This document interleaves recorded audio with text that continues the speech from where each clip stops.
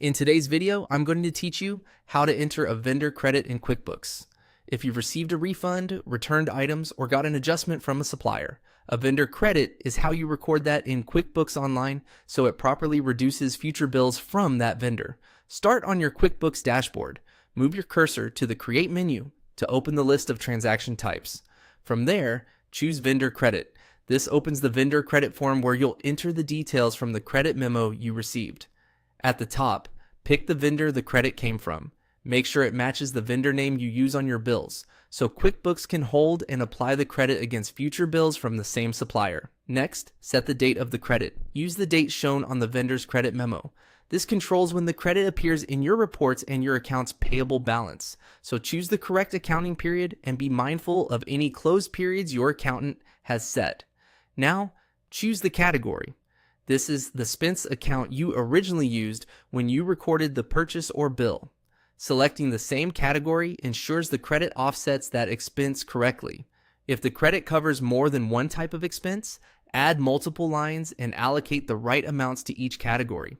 In the description field, add a clear note such as the original bill number, the reason for the credit, and any relevant product or service details. Good descriptions make audits and future research much easier. Enter the amount of the credit. Use a positive number. QuickBooks will record it as a reduction. If the vendor only credited part of a charge, enter just that portion. Double-check currency and decimals to avoid small reconciliation headaches later. If the original expense was marked as billable to a customer or tied to a specific project, select that same customer or project here. This keeps your job costing and billable expense tracking accurate.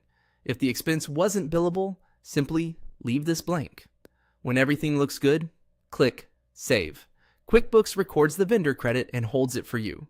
The next time you enter or pay a bill from this vendor, you'll be able to apply this credit to reduce what you owe.